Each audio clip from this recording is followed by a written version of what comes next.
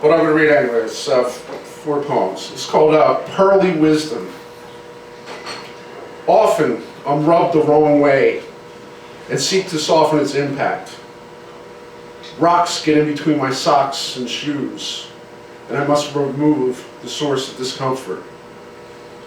A grain of sand, like a memory, can enter into the mix and be sifted over and over, yet yield only despair. But once a parasite intrudes, it makes its home in you. It compounds itself without your consent. Layers build up around the infection site to separate the it from the you that doesn't own its parts. The world can be your oyster only if you embrace the past and learn that hardship fosters growth and irritation passes away.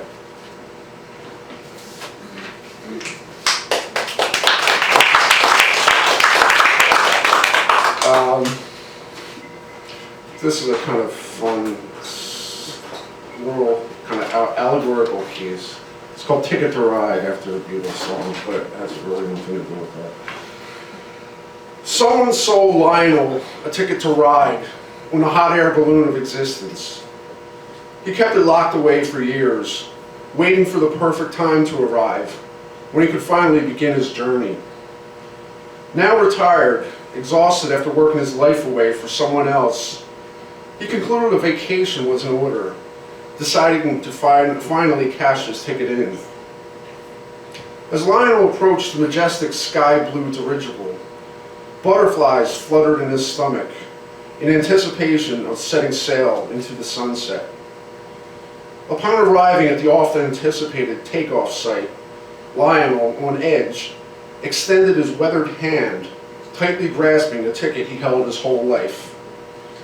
Instead of grabbing the ticket, a complimentary hand on board reached out to him in seeming friendship, while the other embraced his arm, welcoming him aboard. Lionel was baffled the ticket taker seemed uninterested in collecting his fare, so emphatically insisted that this was his ticket he had paid for, while thrice pointing at it with his index finger and holding it up to the airman's eye. The aviator explained that the flight has always been free, and apologized that someone or some institution had defrauded him into believing he needed to procure a ticket. Reluctantly, Lionel allowed himself to be guided into the basket, muttering, "Is this allowed?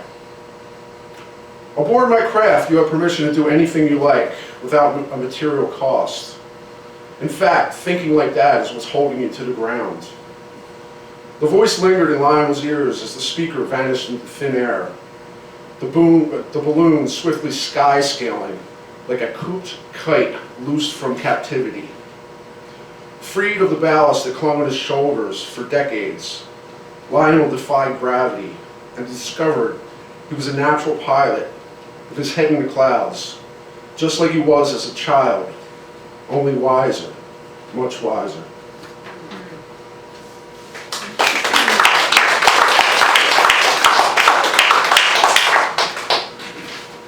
This is a slightly depressing poem. It fits in with tonight, I guess. This is kind of about not having guidance and having a bad childhood. I guess some writers have that problem sometimes. It's called A equals A. Cast into a maelstrom, we cling to any object, providing ballast, security, safe passage to the craggy beach, where we crawl ashore into open rolls awaiting us, stifling our development.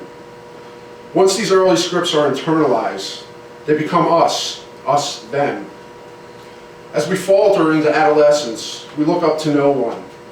So we look behind for guidance to navigate the vista ahead, if not already shipwrecked by early travels, games played, circumstances inherited. We look up at role models playing parts against each other, modeling behavior unworthy of emulation. Lacking, we measure ourselves up against ideals exemplified only in their absence. The equation never adding up, never balancing, yet remaining the standard by which our emotional calculus derives conclusions values integral to self-esteem and functioning. We apply our formulas to relationships, forming binary pairs with our own kind, where we tend to divide and be divided into mixed fractions, irrational numbers, unable to fully express our true nature without resorting to endless repetition. Or we overextend ourselves, pursuing an infinite class of substitute objects, using them up, the endless pursuit using us up. Then we seek more, failing to see the law of identity in operation, binding us to a distant longing forgotten long ago.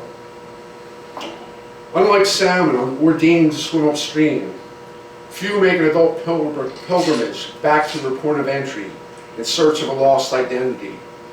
They flee their briny source, their origin, and early environment, forgetting that water comprises the largest portion of our bodies, our minds, our unconscious depths. They fragment further, forever finding no rest, no closure, no peace above ground. But those who do drink in the salty breeze washing over them, wallow in the warm, grainy deposits of time's wisdom clinging to their feet, and take in the entrancing waves rolling across their vision, knowing there's a solution within. They toe the tide, testing the waters, building up the strength to swim in a turbulent, surging ocean. Knowing the sea swells within us all, they are mindful not to go in, over their heads, for the undertow may swallow them whole, engulfing all those foolhardy enough to underestimate its power.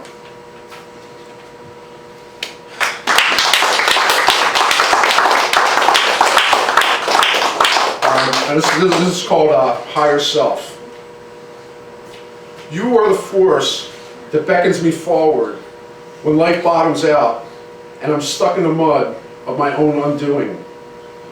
You are the face that welcomes me in the mirror when I can't face myself and I ruminate over the woes of yesterday I can't erase. You are the one that puts me in my place when my self-regard wanes and I can't see the point of treading water to stay afloat. You are the one I become that writes my nary navigated course when reason fails as a compass and I battle the Sisyphean rock of emotional inertia weighing me down. Thank you.